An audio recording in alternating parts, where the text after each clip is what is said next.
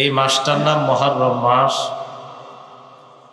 এই মাসটাকে কেন্দ্র করে কয়েকটা বিষয়ের সম্মুখীন হয়, বিশেষ করে মসজিদের ইমাম সাহেবগণ, মাদ্রাসার ছাত্র ওস্তাদ, তারা সাধারণ পাবলিকের কাছ থেকে কিছু প্রশ্নের সম্মুখীন হয়, অথবা এমন কিছু শরীয়ত বহির্ভূত কথার সম্মুখীন হয় যা ইসলাম সমর্থন করে না। মুহররম মাসকে কেন্দ্র করে সবচেয়ে বেশি যে বিষয়টা আলোচনা হয়, হুসাইন রাদিয়াল্লাহু তাআলা আনহুর শাহাদাত, ওনার শহীদকে কেন্দ্র করে, ওনার শাহাদাতকে কেন্দ্র করে ইয়াজিদ, এই ইয়াজিদকে কেন্দ্র করে ইমাম মুআবিয়া রাদিয়াল্লাহু তাআলা আনহুকে অনেকে কটাক্ষ করতে চায়। এজন্য আমি আপনাদের সামনে প্রথমে সাহাবাদের ব্যাপারে কিছু কথা বলবো, এরপর ইনশাআল্লাহ মুহররম মাসের কিছু অংশ আমরা আলোচনা করব। সাহাবায়ে কেরামের মর্যাদার ব্যাপারে এতটুকুই যথেষ্ট যে সাহাবাদের প্রতি আল্লাহ পাক রব্বুল আলামিন সন্তুষ্ট, এই কথাটা বলাই যথেষ্ট। সূরা ফাতহের 18 নম্বর আয়াতে কারিমা পড়লাম। এই আয়াতে আল্লাহ বলেন, লাকাদ রাদিয়াল্লাহু আনিল মুমিনিনা ইয ইউবাইউনাকা তাহতাশ শাজারা। হুদাইবিয়া সন্ধির সময় ওই গাছের নিচে যারা আপনার হাতে হাত রেখে বায়াত হয়েছে, আমি আল্লাহ তাদের প্রতি সন্তুষ্ট হয়ে গেলাম। অবশ্যই আল্লাহ ওই সকল সাহাবাদের প্রতি সন্তুষ্ট যারা আপনার হাতে হাত রেখে বায়াত হয়েছে ওই গাছের নিচে। ফাআলিমা মা ফি কুলুবিহিম, তাদের অন্তরে যা আছে আমি আল্লাহ জানি। ওয়া আনজালাস সাকিনাতা আলাইহিম, আল্লাহ পাক রব্বুল আলামিন তাদের উপরে সাকিনা, প্রশান্তি অবতীর্ণ করেছেন এই সাহাবাদের উপর। ওয়া আসাবাহুম ফাতহান করিবা, আল্লাহ তাদেরকে নিকটবর্তী বিজয় দিয়ে আল্লাহ তাদেরকে পুরস্কৃত করলেন, সাহাবাদেরকে পুরস্কৃত করলেন। তাহলে আমি আপনাদের থেকে জানতে চাই, সাহাবাদের মর্যাদার জন্য এটাই যথেষ্ট, সাহাবাদের উপর কে সন্তুষ্ট? এ হলো 1 নাম্বার কথা। 2 নাম্বার, সাহাবাদের প্রশংসা আল্লাহ নিজে করছে। সূরা ফাতহের 29 নম্বর আয়াত আল্লাহ বলেন, মুহাম্মাদুর রাসূলুল্লাহ, মুহাম্মদ সাল্লাল্লাহু আলাইহি সাল্লাম আল্লাহর রাসূল। ওয়াল্লাযীনা মাআহু আশিদ্দাউ আলাল কুফফার, মুহাম্মদ সাল্লাল্লাহু আলাইহি সাল্লামের সাথে যে সাহাবারা আছে ওনারা কাফেরদের বিরুদ্ধে খুব কঠোর। রুহামাউ বাইনাহুম, সাহাবারা পরস্পরের প্রতি খুব সদয়, একজন আরেকজনের প্রতি খুব আন্তরিক।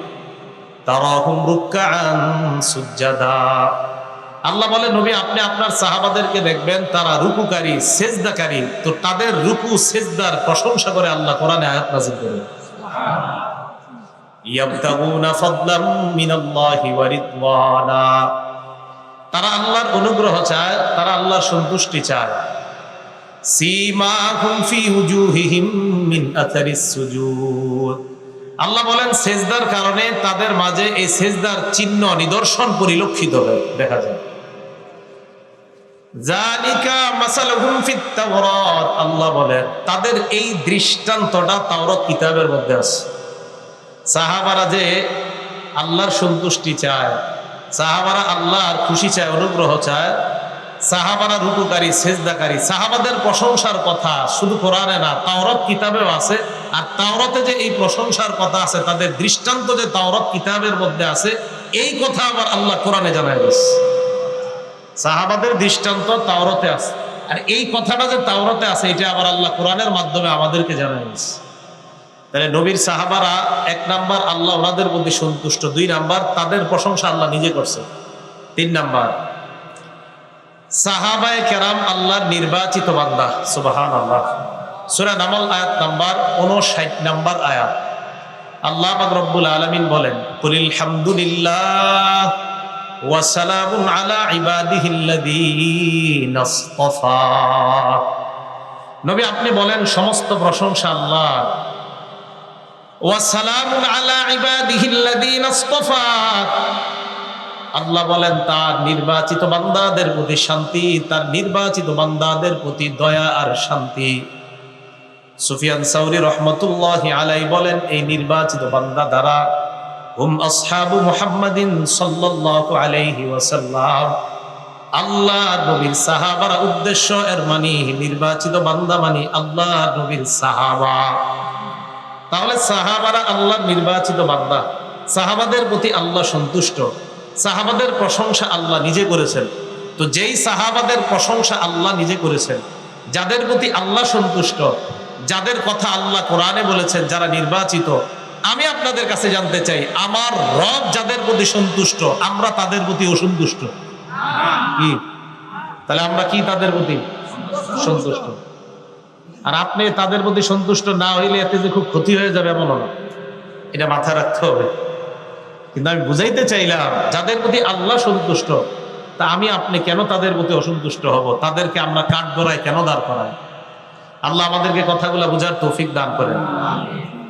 4 নাম্বার কথা, রাসূল আকরাম সাল্লাল্লাহু আলাইহি সাল্লাম জানায় দিয়েছে, উম্মত শোনো, তোমাদের নিরাপত্তার রক্ষা কবচ হলো আমার সাহাবারা। আমার সাহাবারাই তোমাদের জন্য একটা নিরাপদ জায়গা, আমার সাহাবারাই তোমাদের জন্য নিরাপদের কারণ, নিরাপত্তার কারণ।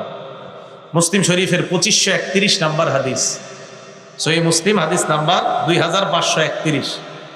আবু বুরদা তার পিতা থেকে বর্ণনা করেন, আন আবি বুরদা আন আবিহি রাদিয়াল্লাহু তাআলা, আবু বুরদা তার পিতা থেকে বলেন, সাল্লাইনাল মাগরিবা মা রাসূলিল্লাহি সাল্লাল্লাহু আলাইহি ওয়াসাল্লাম, নবীজির সাথে আমরা মাগরিবের নামাজ পড়লাম। মাগরিবের নামাজ পড়ার পর সুম্মা কুলনা, আমরা বললাম, আমরা যদি বসে থাকি এশার নামাজ পর্যন্ত মসজিদের মধ্যে, লাউ জালাসনা হাত্তা নুসাল্লিয়া মা রাসূলিল্লাহি সাল্লাল্লাহু আলাইহি ওয়াসাল্লাম আল ইশা, মাগরিব পড়ার পর কিছু সাহাবা বসে বলতেছেন, আমরা যদি এশা পর্যন্ত অপেক্ষা করি, এশার নামাজটা আল্লাহ নবীর সাথে জামাতে পড়ে একবারে মসজিদ থেকে যাই। মাগরিব পড়ে বসে রয়েছে যে নবীজি এশা পড়াবে, তারপর যাই। ফাখরাজা রাসূলুল্লাহি সাল্লাল্লাহু আলাইহি ওয়াসাল্লাম, আল্লাহ নবী এশার নামাজের আগে তাদের সামনে আসলেন। আসার পর তাদেরকে বললেন, মা জিলতুম হাহুনা, এতক্ষণ তোমরা এখানেই ছিলে মাগরিব থেকে? সাহাবারা জবাব দেয়, ইয়া রাসূলুল্লাহ, আমরা মাগরিব থেকে এশা পর্যন্ত এই জায়গায় ছিলাম। আমরা নিজেদের মধ্যে পরামর্শ করলাম, মাগরিব নবীর সাথে বললাম, এশার নামাজটা আল্লাহ নবীর সাথে জামাতে আদায় করে এরপর বাসায় যাব। নবীজি সাল্লাল্লাহু আলাইহি ওয়াসাল্লাম জবাব দিলেন, আহসানতুম, তোমরা ভালো করেছো, আহসানতুম, তোমরা ভালো করেছো। ফারফা রাসাহু ইলা সামা, আল্লাহ নবী আকাশের দিকে তাকাইলেন। ওয়া কানা কাসীরাম মিম্মা ইয়ারফা রাসাহু ইলা সামা, সাধারণত বেশিরভাগ সময় আল্লাহ নবী আকাশের দিকে তাকাইতেন। আকাশের দিকে নবী বেশিরভাগ সময় তাকাইতেন, তা আপনারাও তাকায়েন। বাকি এই যুগে অন্তত ঢাকা শহর উপরের দিকে তাকানো ঠিক না, উপরে তাকাইলে গুনাহ হবে। হ্যাঁ, ছাদের উপরে উঠে আকাশে তাকায়েন। কোথায় উঠা? ছাদে। কেন তাকাইবেন না তাকাইবেন এই বিষয়ে আলোচনা এখন আর বিষয় না, তো বলতাম, আর নজরু সাহমুন মিন সিহাম ইবলিস, নজর কুদৃষ্টি হলো ইবলিসের একটা তীর, এই তীর দিয়ে আপনাকে সে শেষ করে ফেলবে। তো এই জন্য বর্তমান যুগে আবার উপরে তাকাইতে সাবধান। তো যদি ছাদে যায় উপরে তাকান তো ঠিক আছে, নবী তাকাইতেন, তাই আপনিও ছাদে গিয়ে তাকান, তাহলে ঠিক আছে। রাসূল আকরাম সাল্লাল্লাহু আলাইহি সাল্লাম বেশিরভাগ সময় উপরে তাকাইতেন। তো নিয়ম অনুযায়ী নবীজি উপরে তাকায় রইলেন এইভাবে। হঠাৎ আল্লাহ নবী বলেন, সাহাবাদের দল, আন-নুজুমু আমানাতুন লিস-সামা, আকাশ ততদিন নিরাপদ যতদিন এই নক্ষত্রগুলো থাকবে, ততদিন আকাশটা নিরাপদ। ফাইদা যাহাবাতিন নুজুম, নক্ষত্রগুলা যখন শেষ হয়ে যাবে, নক্ষত্র যখন বিদায় নিয়ে নিবে, আকাশ থেকে নক্ষত্র যদি উধাও হয়ে যায়, নক্ষত্রগুলো যদি আল্লাহ শেষ করে দেয়, নবীজি বলেন, তাহলে আসমান আর থাকবে না, আসমানও ধ্বংস হয়ে যাবে। আতাস-সামা আমা তুআদু, আসমানের যেই ওয়াদা, ওই ওয়াদা আসমানের কাছে আসবে, মানে কিয়ামত হয়ে যাবে। এরপর আল্লাহ নবী বলেন, আনা আমানাতুল লি আসহাবি, সাহাবারা শোনো, আকাশের রক্ষা কবচ যেমন আকাশের নক্ষত্রগুলা, তোমরা সাহাবারা যারা আছো তোমাদের রক্ষা কবচ আমি নবী মুহাম্মদ সাল্লাল্লাহু আলাইহি ওয়াসাল্লাম। আমি যতদিন তোমাদের মাঝে আছি তোমরা নিরাপদ। ফাইদা যাহাবতু আতা আসহাবি মা ইউআদুন, আমি যদি চলে যাই আমার সাহাবাদের কাছে একের পর এক বিপদ আর পরীক্ষা আসতেই থাকবে। সাহাবাদের মাঝে ইখতিলাফের পরীক্ষা আসতেই থাকবে, আল্লাহ নবী জানায়া দিলেন। এরপর নবী বললেন, ওয়া আসহাবি আমানাতুন লি উম্মতি, আমার সাহাবারা আমার উম্মতের জন্য নিরাপত্তার রক্ষা কবচ। ফাইদা যাহাবা আসহাবি, আমার সাহাবারা যদি দুনিয়া থেকে বিদায় নিয়ে নেয়, আতা উম্মতি মা ইউআদুন, আমার উম্মতের উপর গজব বালা মুসিবত আসতেই থাকবে, উম্মত যেন কিয়ামতের জন্য প্রস্তুত হয়ে যায়। হাদিসের মাধ্যমে নবী বুঝায় সাহাবারা আমার উম্মতের জন্য নিরাপদ, সাহাবারা আমার উম্মতের জন্য নিরাপত্তার রক্ষা কবচ। নবী বললেন সাহাবারা আমাদের জন্য নিরাপত্তার কারণ, আর ওই সাহাবাদেরকে আমরা সমালোচনার পাত্র বানাই, এটা কি ইনসাফ না জুলুম? কথা বুঝে আসছে সবার? তাহলে আল্লাহ সন্তুষ্ট, আল্লাহ প্রশংসা করছে, আল্লাহ সাহাবাদেরকে নির্বাচিত করছে। নবীজি বললেন সাহাবারা এই উম্মতের জন্য রক্ষা কবচ।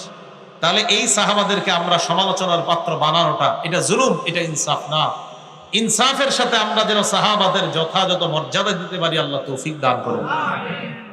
5 নাম্বার, সাহাবারা যতদিন দুনিয়াতে ছিল নবীজি বলেন ততদিন কল্যাণ। এই হাদিসটা মন দিয়ে শোনেন, দেখেন সাহাবাদেরকে যারা দেখছে তারা যতদিন দুনিয়াতে আছে পরবর্তীদের জন্য কল্যাণ, তাদেরকে যারা দেখছে তারা দুনিয়াতে যতদিন থাকবে ততদিন কল্যাণ। এই 3 বারের কথা আসছে, পরে আর আসেনি।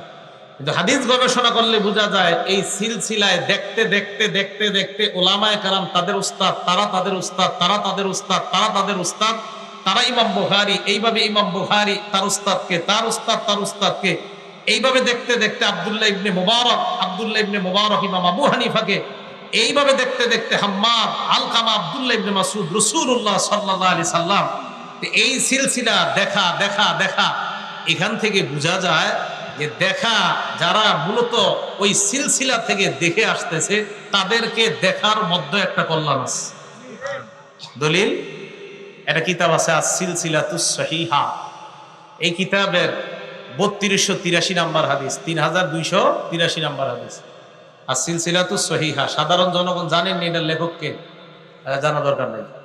ক্বালা রাসূলুল্লাহ সাল্লাল্লাহু আলাইহি ওয়াসাল্লাম, লা তাজালুনা বিখাইরিন মা দামা ফিকুম মান রাআনি ওয়া সাহাবানি।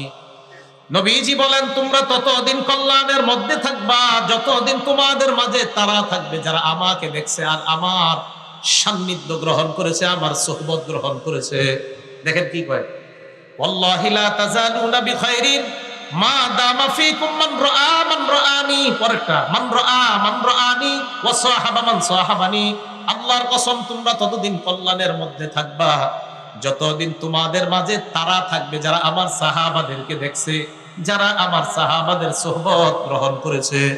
প্রথমে বললেন আমার সাহাবারা যতদিন থাকবে, এরপরে বললেন আমার সাহাবাদেরকে যারা দেখছে তারা যতদিন থাকবে। এবার কি বলে দেখেন, ওয়াল্লাহি লা তাজালুনা মা দামা ফিকুম, লা তাজালুনা বিখাইরিন মা দামা ফিকুম মান রাআনি ওয়া সাহাবা মান সাহাবানি।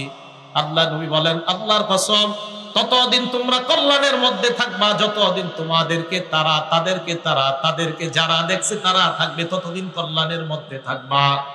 তাহলে রাসূল আকরাম সাল্লাল্লাহু আলাইহি সাল্লাম দেখা দেখা আর দেখা, দেখেন দেখা দেখা দেখা, সুহবত সুহবত সুহবত বললেন। প্রথমে বললেন যারা আমাকে দেখছে, এরপরে বললেন আমার সাহাবাদেরকে যারা দেখছে, এরপরে বললেন আমার সাহাবারা যাদেরকে দেখছে, যারা আমার সাহাবাদেরকে দেখছে তাদেরকে যারা দেখছে। তাহলে এই দেখাটা দেখেন, যারা নবীকে দেখছে, যারা সাহাবাদেরকে দেখছে, এলো সাহাবা, যারা সাহাবাদের ছাত্রদেরকে দেখছে, যারা সাহাবাদের ছাত্রদেরকে দেখছে।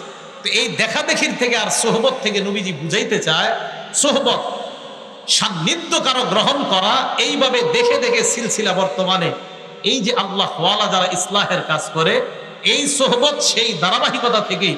তো সোহবতের যে একটা উপকারিতা আছে, একটা কল্যাণ আছে, এটা হাদিস দ্বারা প্রমাণিত। যারা আমাকে দেখছে তাদেরকে যারা দেখছে, তাদেরকে যারা দেখছে ততদিন তোমরা কল্যাণের মধ্যে থাকবা।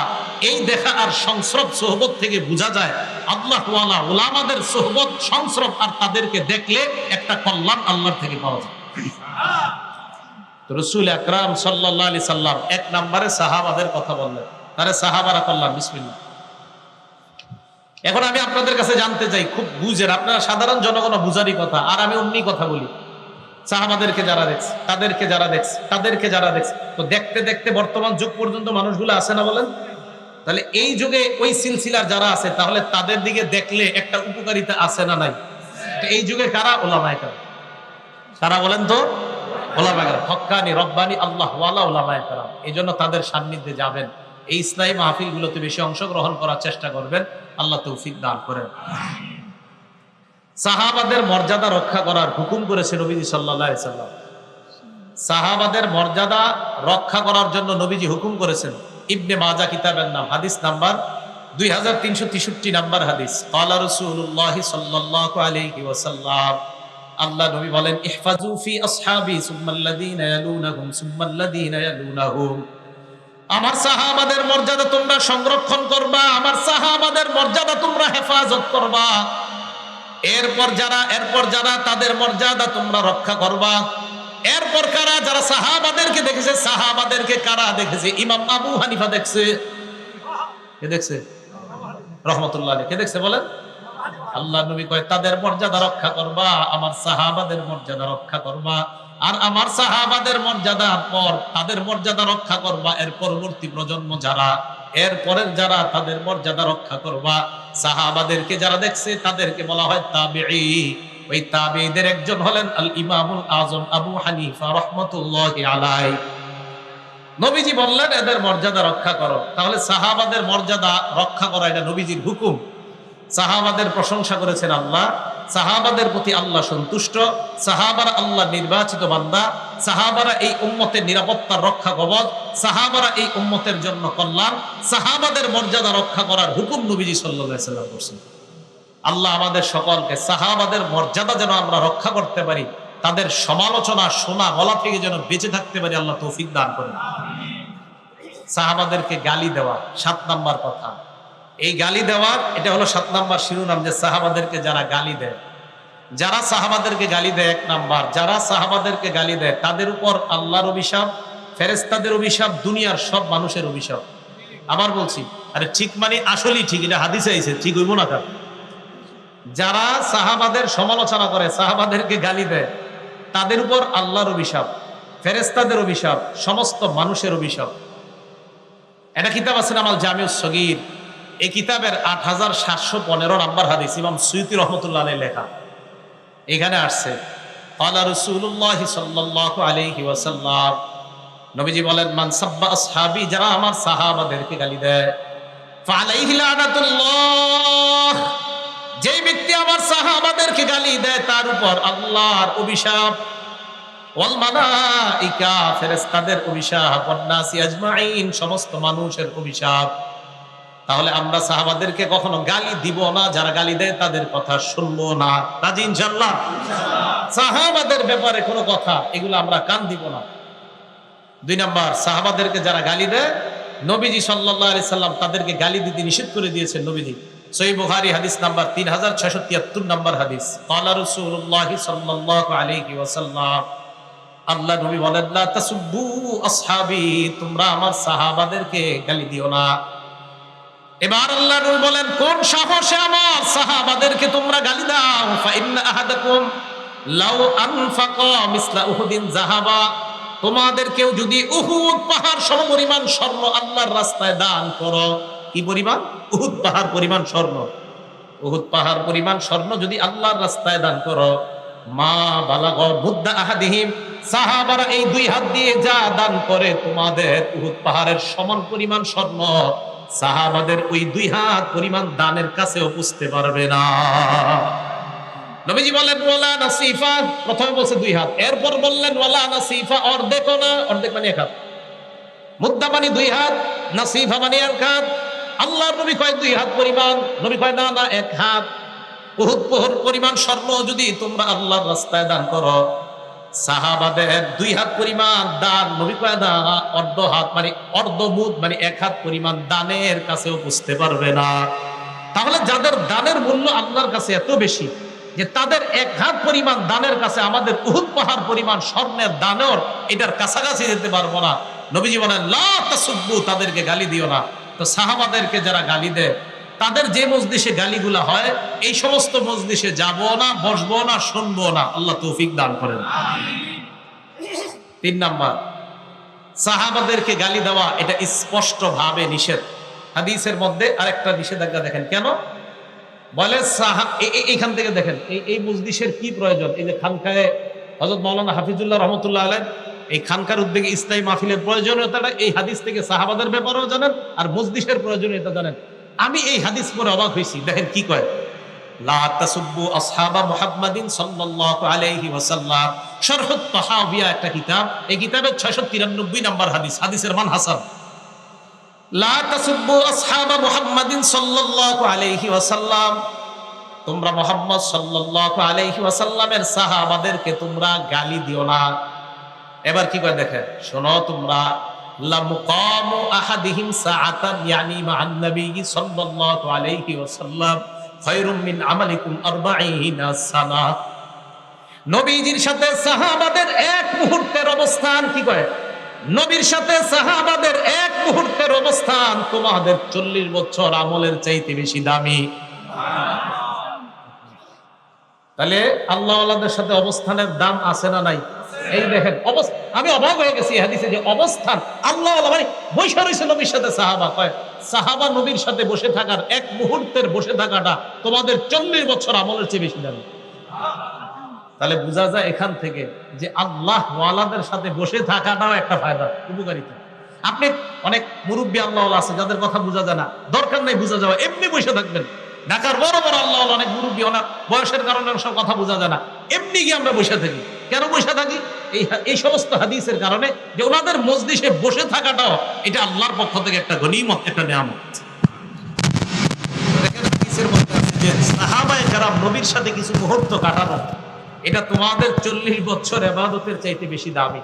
তাহলে বলেন তো, যাদের সামান্য ইবাদত, শুধু সামান্য নবীর সাথে বসে থাকাটা এত দাম, তাহলে তাদের ইবাদতের কত দাম? এরা বসে থাকছে এত দাম, ইবাদতের দাম আছে না নাই? আছে। ইবনে মাজাহ কিতাবের নাম, হাদিস নাম্বার 162 নম্বর হাদিস। লা তাসুব্বু আসহাবা মুহাম্মাদিন সাল্লাল্লাহু আলাইহি ওয়াসাল্লাম, তোমরা মুহাম্মদ সাহাবাদেরকে গালি দিও না। এই হাদিসের মধ্যে আসছে লা মুকামু আহাদিহিম ইয়ানি মা'আন নবী সাল্লাল্লাহু আলাইহি ওয়াসাল্লাম খায়রুম মিন আমালিকুম উমরাহ। এই হাদিসে আসছে যে সারা জীবন তোমরা আমল করলেও নবীর সাথে সাহাবাদের কাটানো এক মুহূর্তের সমান হবে না। এটা তো উমরাহ আসছে, এটাতে উমরাহ, আগেরটা আসছে 40 বছর, এটা আসছে উমরাহ, সারা জীবন কাটায় দিবে। তাহলে যাদের সামান্য বসে থাকাটা আল্লাহর সাথে, এই কথাগুলো কেন বলছি জানেন? আমার মূল উদ্দেশ্য কিন্তু এই ওয়াজ করা না, মূল উদ্দেশ্য একজন সাহাবারে নিয়ে কথা বলা। তিনি হলেন ইমাম মুআবিয়া রাদিয়াল্লাহু তাআলা। কে? ইমাম মুআবিয়া। ইমাম মুআবিয়া রাদিয়াল্লাহু তাআলা আনহুকে কেন্দ্র করে, ওনার ছেলের নাম হলো ইয়াজিদ। নূহ আলাইহিস সালাতু ওয়াস সালামের এক সন্তান কাফের ছিল। এখন এই কাফের ছেলের কারণে নূহ নবীরে দোষারোপ করবেন? করা যাবে না। ইয়াজিদ ইমাম মুআবিয়ার ছেলে। এই ইয়াজিদকে কেন্দ্র করে ইমাম মুআবিয়াকে কটাক্ষ করা হয়, দোষারোপ করা হয়। কেন ভাই? সন্তানের অপরাধ। ইয়াজিদ ঠিক আছে জালেম, তার যত পারেন সমালোচনা করেন, সে অবশ্যই অন্যায় করছে। নবীর নাতিকে এইভাবে নির্মমভাবে হত্যা করা, শহীদ করা, এটা অবশ্যই অন্যায়। কিন্তু ওনার কারণে কেন নবীর একজন জলিলুল কদর, যিনি একজন ওহীর লেখক ছিলেন, এমন একজন সাহাবাকে কেন সমালোচনা করেন? মনে রাখবেন, ইমাম মুআবিয়া সমালোচিত হয়ে যাওয়া মানে লেখা, এই ইমাম মুআবিয়া যে ওহীর লেখক ছিলেন, এই লেখা প্রশ্নবিদ্ধ করা। ইমাম মুআবিয়া একজন ওহীর লেখক ছিলেন। তিরমিজি শরীফের 3842 নম্বর হাদিস। ক্বালা রাসূলুল্লাহ সাল্লাল্লাহু আলাইহি ওয়াসাল্লাম, আল্লাহ নবী ইমাম মুআবিয়াকে সামনে এনে আল্লাহর কাছে বললেন, আল্লাহুম্মা জাআলহু হাদিয়া ওয়া মাহদিয়া ওয়াহদি বি। আল্লাহর কাছে বললেন, আল্লাহ ইজআলহু হাদিয়া, আল্লাহ আপনি তাকে পথ প্রদর্শক বানান, অন্য মুসলমানদেরকে যেন হেদায়েতের পথ দেখায় এমন একজন মুআবিয়াকে আপনি বানান। এরপর বললেন মাহদিয়া, মুআবিয়াকে আপনি হেদায়েত প্রাপ্ত বানান। এরপর বললেন ওয়াহদি বিহি, এই মুআবিয়ার মাধ্যমে অন্যান্য মানুষকে আপনি হেদায়েত দান করে দেন। নবীজি বললেন, আল্লাহ মুআবিয়াকে আপনি পথ প্রদর্শক বানান, আল্লাহ তাকে আপনি হেদায়েত প্রাপ্ত বানান। প্রথমে বললেন তাকে আপনি হেদায়েতকারী, মুর্শিদ, পথ প্রদর্শক বানান। এরপর বললেন আল্লাহ তাকেও আপনি হেদায়েত প্রাপ্ত বানান, এরপর তার মাধ্যমে আল্লাহ আপনি মানুষের হেদায়েত দান করেন। এই দোয়াটা নবীজি করছেন। তো যার হেদায়েতের দোয়া স্বয়ং নবীজি সাল্লাল্লাহু আলাইহি সাল্লাম যাকে হাদি বললেন, যাকে মাহদি বললেন, যাকে হেদায়েত প্রাপ্ত বললেন, আমি আপনি কেন তাকে সমালোচিত করব বলেন? ইয়াজিদকে অবশ্যই তার ব্যাপারে আলোচনা করবেন, কোনো সমস্যা নাই, কিন্তু তাকে কেন্দ্র করে আল্লাহ রসুলের একজন সাহাবাকে সমালোচনা, এটা আমরা শুনবো না, এটাতে কানও দিব না, এই ব্যাপারে জানার আগ্রহও পেশ করব না যে হুজুর মুয়াবিয়া কি এটা ঠিক করছে, এই প্রশ্নও তুলবেন না। ইয়াজিদকে নিয়ে প্রশ্ন তুলবেন, ইমাম মুয়াবিয়াকে নিয়ে প্রশ্ন তোলা যাবে না। বুঝছেন সবাই ইনশাআল্লাহ? আল্লাহ আমাদের সকলকে এই কথাগুলা যেন বুঝে শুনে আমরা সবসময় মাথায় রেখে সাহাবার সমালোচনা থেকে বেঁচে থাকতে পারি, আল্লাহ তৌফিক দান করেন। একটা কিতাব আছে, এই কিতাবের নাম আল জামিউস সগীর, এটা আগেও বলছি কিতাবটার নাম, ইমাম সুয়ুতির লেখা, ৭,২০৯ নম্বর হাদিস। এটার মধ্যে আসছে আবু সুফিয়ান রাদিয়াল্লাহু তাআলা, যিনি মুয়াবিয়া রাদিয়াল্লাহু তাআলা আনহুর বাবা, এই বর্ণনাটা সহিহ ইবনে হিব্বানের ৭,২০৯ নম্বর হাদিস আসছে। নবীজির কাছে আবু সুফিয়ান রাদিয়াল্লাহু তাআলা আনহু গিয়ে বললেন, হুজুর আমার একটা আবদার আছে আপনার কাছে। কি আবদার? আমার ছেলে মুয়াবিয়া তাজআলুহু কাতিবান বাইনা ইয়াদাইক, আমার ছেলেটাকে আপনি ওহীর লেখক বানান।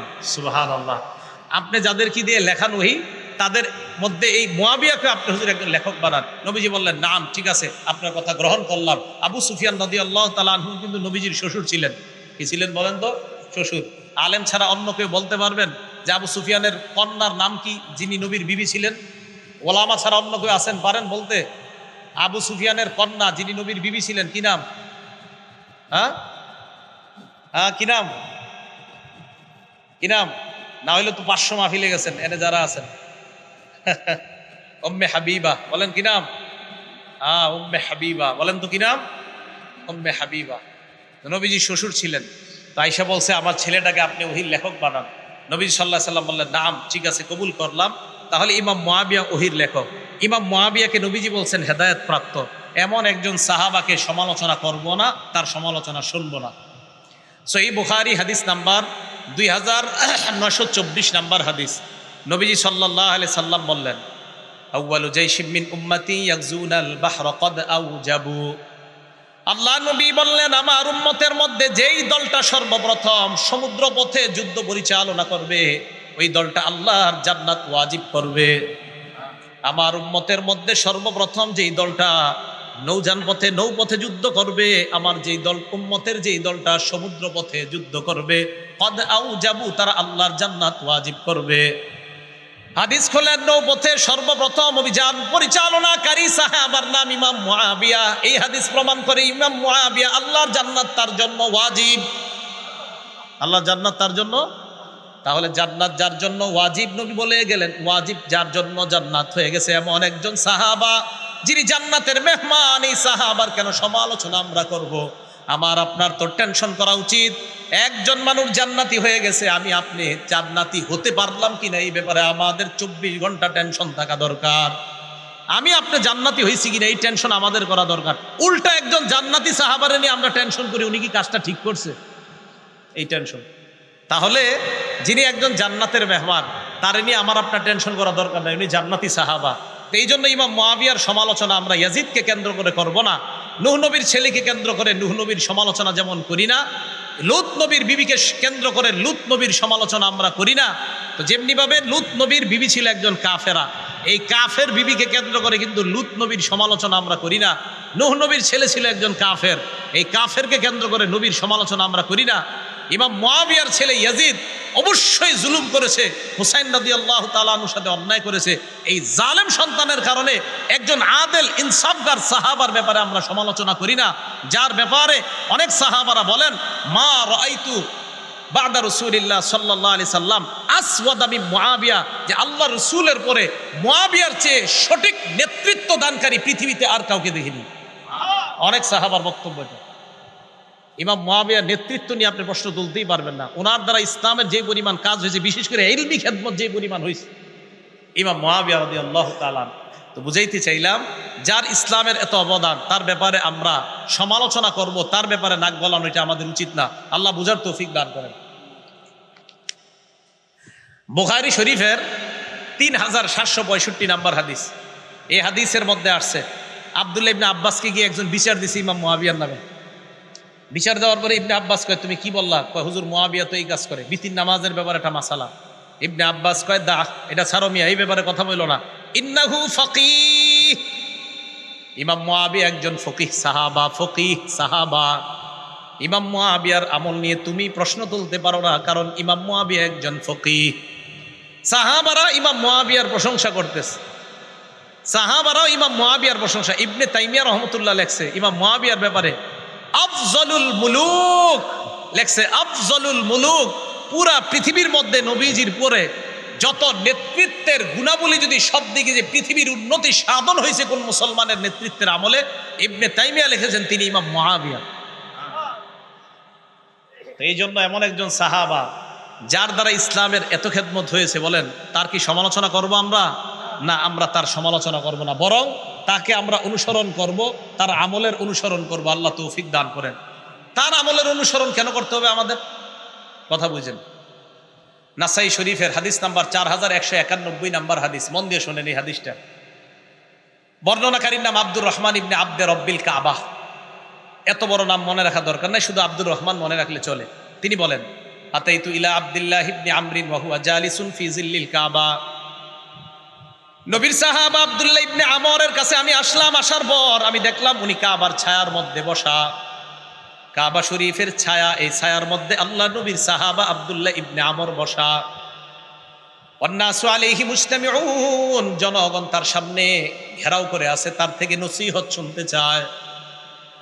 হঠাৎ আব্দুল্লাহ ইবনে আমর বললেন, বাইনা নাহনু মা রাসূলিল্লাহি সাল্লাল্লাহু আলাইহি ওয়াসাল্লাম, আমরা আল্লাহ নবীর সাথে ছিলাম, আল্লাহ নবীর সাথে সফর করতেছিলাম। ফি সাফারিন ইদ নাযালনা মানজিলা, সফর করতে করতে এক জায়গায় যাত্রা বিরতি দিলাম, যাত্রা বিরতি দিয়ে সবাই নিজের বাহন থেকে নামলাম।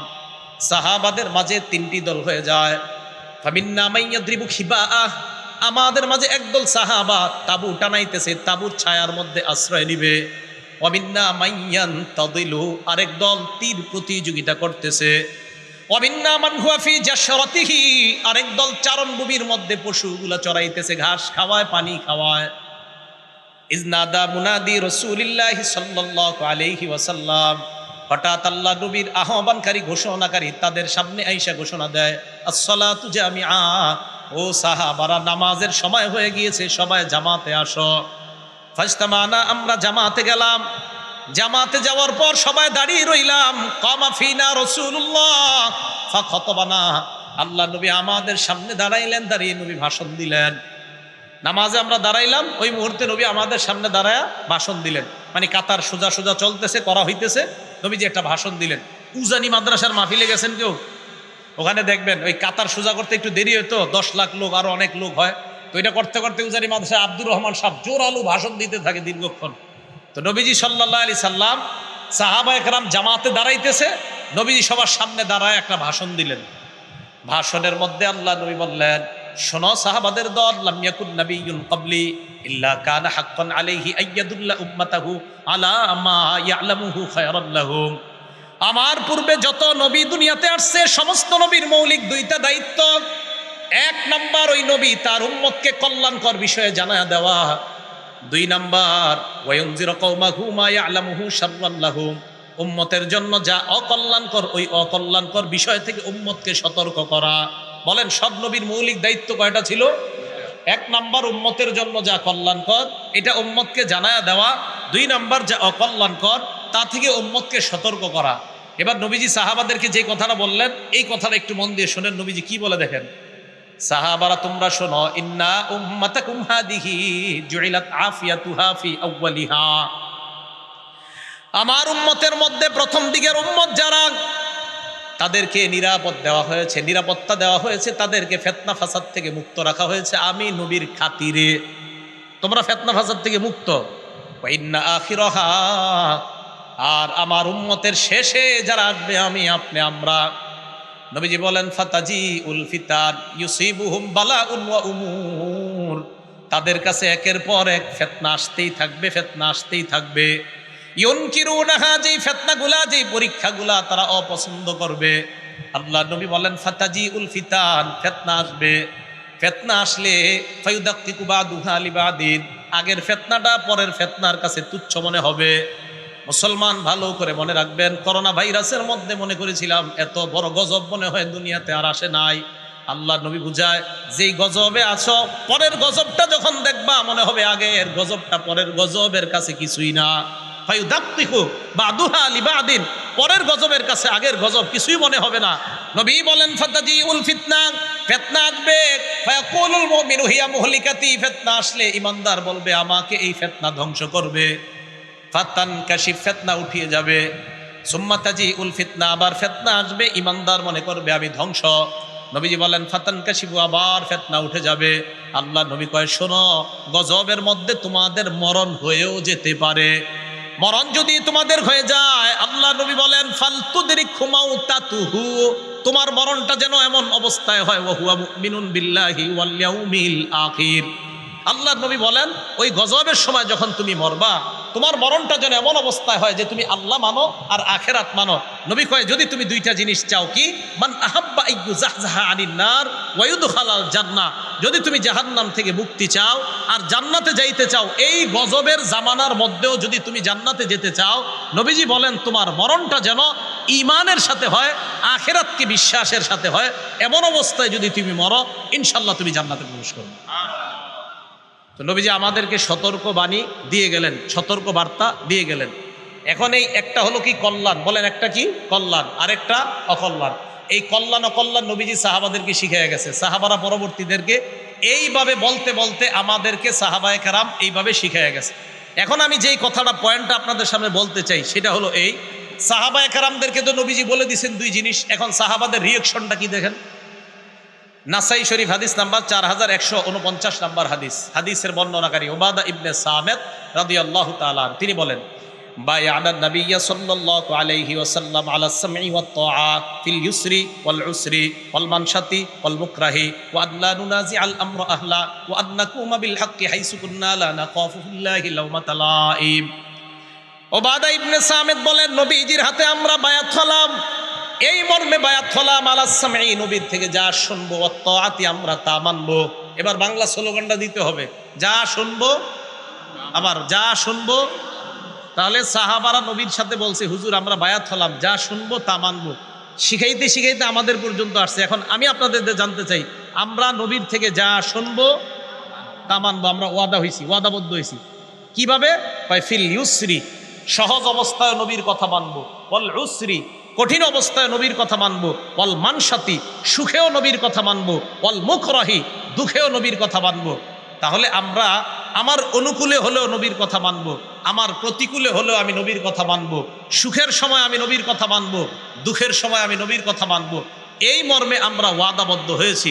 এখন আমি আপনাদের সামনে যে বিষয়টা বলতে চাই, হুসাইন রাদিয়াল্লাহু তাআলা আনহু যে শহীদ হলেন, এই শাহাদাতটা আমাদের জন্য কি সুখের না দুঃখের? অবশ্যই দুঃখের, কষ্ট দিছে আমাদেরকে, এইভাবে শহীদ করা ঠিক হয় নাই।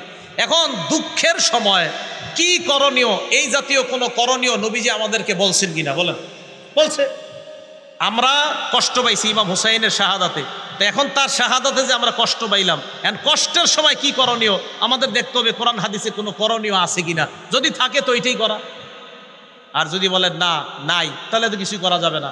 এখন বিপদের সময় কি করা, কোরআনে বলছে ইন্না লিল্লাহি ওয়া ইন্না ইলাইহি রাজিউন পড়া। কি পড়া? রাজিউন পড়া। বুখারীর 1284 নাম্বার হাদিসের বর্ণনা, নবীজির এক কন্যা আল্লাহ নবীর কাছে সংবাদ পাঠাইলেন, আব্বা ইন্না ইবনাল্লি কুবিজ, আব্বা আমার ছেলেটা মারা যাবে অবস্থা, আপনি একটু আমার সন্তানটাকে দেখতে আসেন। আল্লাহ নবী জবাবে উত্তর পাঠাইয়া দিলেন, আমার মেয়েকে গিয়ে সালাম দাও, সালাম দেওয়ার পর বলবা ইন্না লিল্লাহি মা আখাযা ওয়া লাহু মা আতা। আমার সাথে বাংলা বলেন, বলেন যা নিছে আল্লাহর, যা রেখেছে আল্লাহর। গ্রাম্য বাংলায় যেটা নিয়ে গেছে এটা আল্লাহর, যেটা রেখে দিছে এটা আল্লাহর। সহিহ বুখারী হাদিস নাম্বার 1284। তো নবীজি সাল্লাল্লাহু আলাইহি সাল্লাম বললেন, দুনিয়া থেকে যদি কিছু উঠায় নেয় এটাও আল্লাহর, দুনিয়া থেকে যদি কিছু রেখে দেয় আমাদের জন্য এটাও আল্লাহর। কারো 4টা ছেলে আছে, 2জন মারা গেছে, 2জন আছে, 2জনকে নিয়ে গেছে, এই 2জন কার? 2জন বেঁচে আছে, এই 2জন কার? বাস খালাস। কারো মৃত্যুতে কষ্ট পেয়ে আমরা আমাদের এটাই করণীয় যে আল্লাহ ফায়সালা, আল্লাহ উঠায় নিছে, আল্লাহর ফায়সালা যেটা আল্লাহ দুনিয়াতে রাখছে। হ্যাঁ, হুসাইন রাদিয়াল্লাহু তাআলা আনহু শাহাদাতে আমাদের যদি কষ্টের কারণে চোখের পানি আসে, এটা রহমত। বলেন এটা কি? চোখের পানি যদি আসে এটা রহমত। দলিল আল জামিউস সগীর কিতাবের নাম, হাদিস নাম্বার 4201 নম্বর হাদিস। ঘটনাটা মন দিয়ে শোনেন। জয়নব রাদিয়াল্লাহু তাআলা আন, কি বললাম? জয়নব রাদিয়াল্লাহু তাআলা আন, এই জয়নব রাদিয়াল্লাহু তাআলা আনহা উনি মারা গেছে। ফাবাকাতিন নিসা, নারীরা কান্নাকাটি শুরু করছে জয়নব রাদিয়াল্লাহু তাআলা আনহা মারা যাওয়ার পর। ফাজাআলা উমরু ইয়াদরিবুহুন্না বিসাউতিহি, হযরত ওমর চাবুক ধরছে সবগুলার মাথায়। এই চুপ, কোনো কান্নাকাটি নাই। এবার চাবুক ধরছে, হ্যাঁ থামো, কান্নাকাটি করো কেন? নবীজি বললেন মাহলান ইয়া উমর, উমর থামো না, একটু একটু নরম হও। তো হযরত ওমর নরম হইলেন। নরম হওয়ার পর আল্লাহ নবী বললেন ইয়াকুন্না ওয়া নাঈকাশ শাইতান, হে নারীরা তোমরা চিল্লা চিল্লি চিৎকার করা থেকে তোমরা বাঁচো, এগুলো শয়তানের আওয়াজ। চিৎকার করা, আল্লাহ আজরাইল আমার ঘরে পাঠাইছে আর কারো ঘরে পাঠাই নাই, এগুলা বলাইনি, শয়তানের আওয়াজ। কার আওয়াজ? শয়তানের। ছেলে মারা গেছে, আল্লাহ তুমি কি আজরাইল আর কোনো ঘরে পাঠাইতে পারলা না, আমার ঘরে পাঠাইলা, এগুলো শয়তানের আওয়াজ, এগুলো বইলা কান্নাকাটি করা। এবার নবীজি কি বলে দিছে দেখেন, মাহমা ইয়াকুনু মিনাল আইনি ওয়াল কলব, চোখের পানি যদি অটোমেটিক কারো শোকে বের হয়, অন্তর থেকে বের হয়, ফামিনাল্লাহ ওয়া মিনার রাহমা, এটা আল্লাহর পক্ষ থেকে দয়া। হুসাইন রাদিয়াল্লাহু তাআলা আনহুর শাহাদাতের ঘটনা পড়বেন, পড়লে আপনার চোখের পানি আসবে। তো এই চোখের পানি আসাটা এটা দয়া, এটা রহমত। এবার আল্লাহ নবী বলেন ওয়া মা ইয়াকুনু মিনাল লিসান, চোখের পানি যদি জিহ্বা থেকে হয়, চোখের পানি আবার জিহ্বা থেকে কিভাবে হয়? মানে উল্টাপাল্টা কথা কয়। জিহ্বা থেকে হয় মানে উল্টাপাল্টা কথা কয়।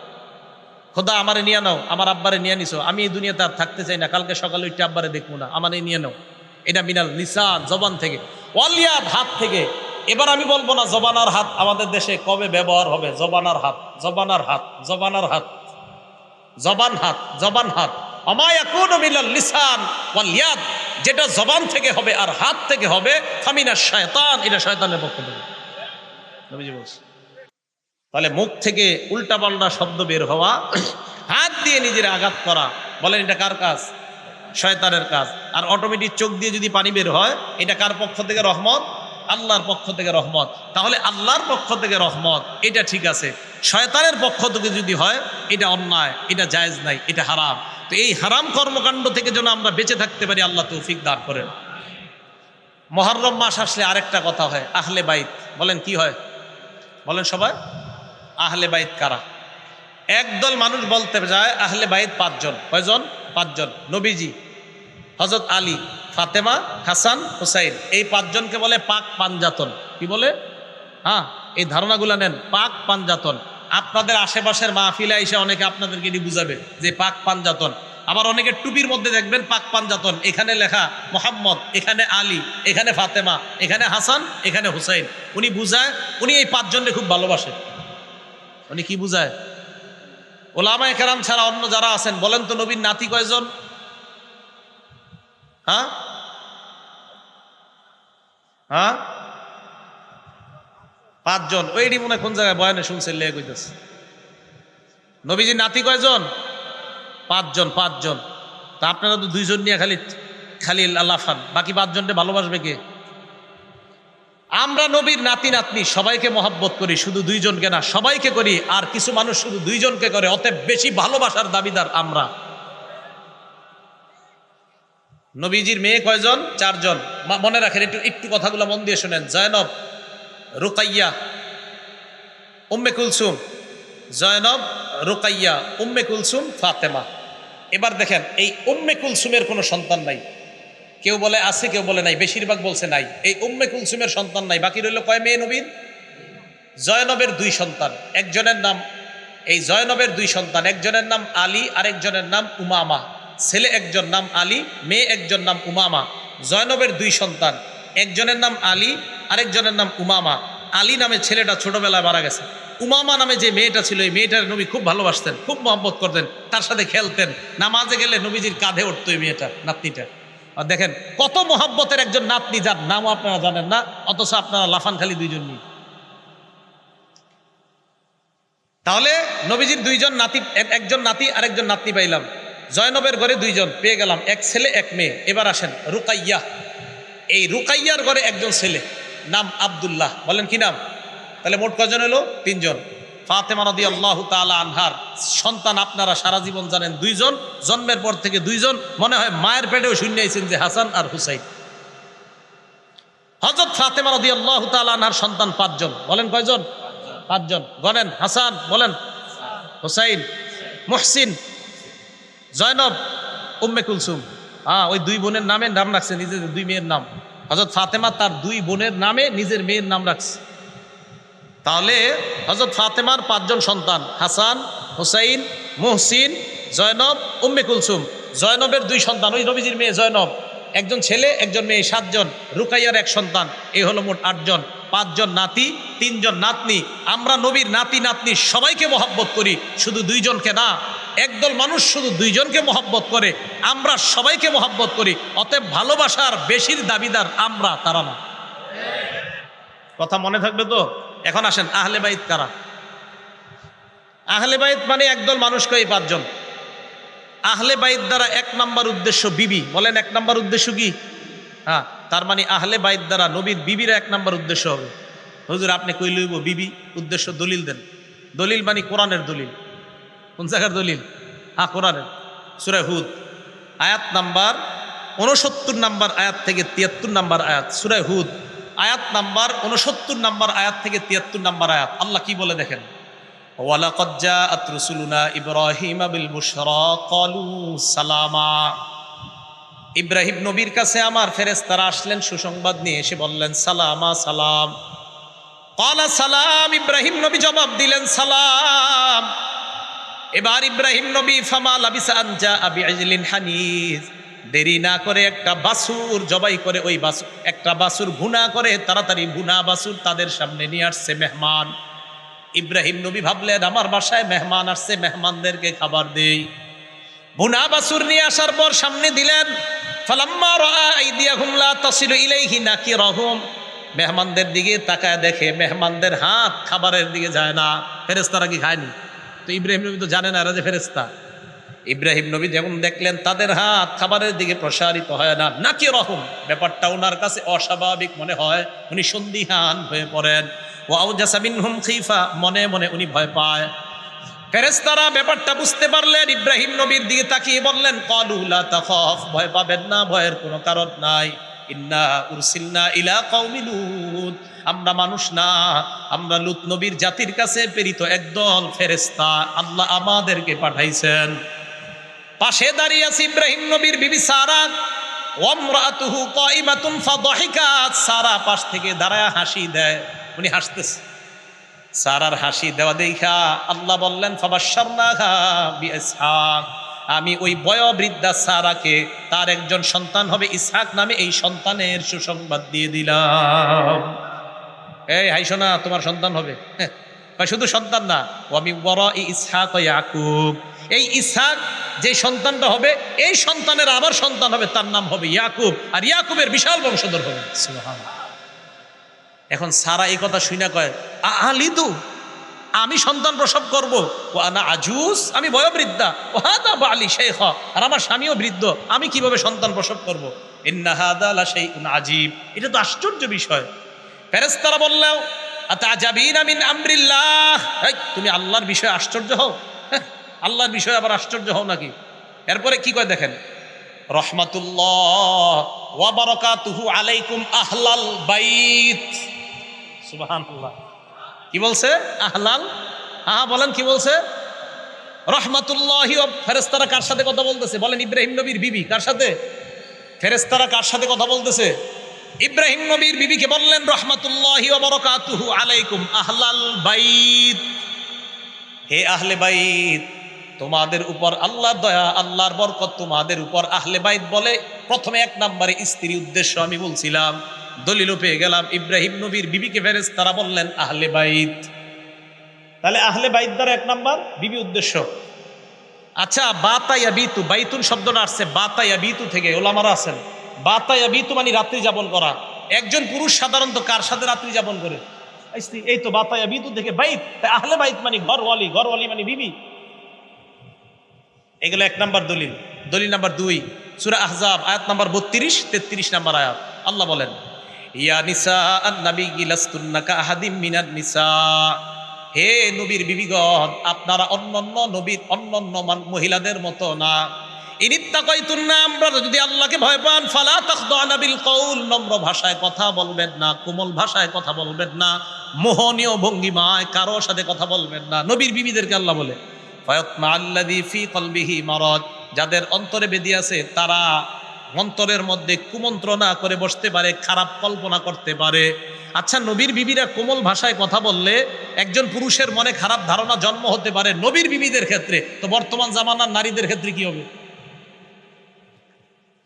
এই কথা বলার পর আল্লাহ বললেন, দেখেন কি বলে, ওয়াকারনা ফী বুয়ুতিকুন্না, তোমরা ঘরে থাকো, ওয়ালা তাবাররাজনা তাবাররুজাল জাহিলিয়াতিল উলা, জাহিলি যুগের নারীদের মতো তোমরা বাহিরে বের হবা না। হ্যাঁ, শুনতেছেন তো? দেখেন কি কয়, বলেন তো আল্লাহ এই কথাগুলো কাদেরকে বলতেছে? নবীর ওলামাদের ছাড়া অন্যদের জোরটা বেশি হতে হবে। কাদেরকে? নবীর স্ত্রী, আবার নবীর স্ত্রী। এবার দেখেন কি কয়, ওয়াকিমনাস সালাহ, তোমরা নামাজ কায়েম করো, ওয়া আতিনাজ যাকাত, তোমরা যাকাত দাও, ওয়া আতিনাল্লাহ ওয়া রাসূলা, তোমরা আল্লাহ আল্লাহ রাসূলের আনুগত্য করো। তোমরা কারা? স্ত্রীগণ। হ্যাঁ, তোমরা কারা? ইন্নামা ইউরিদুল্লাহু লিইউযহিবা আনকুমুর রিজসা আহলাল বাইত, হে আহলে বাইত, নবীর বিবিগণ, তোমাদের থেকে আল্লাহ নাপাকি দূর করতে চায়। তাহলে আহলে বাইত দ্বারা এক নাম্বার উদ্দেশ্য বিবি।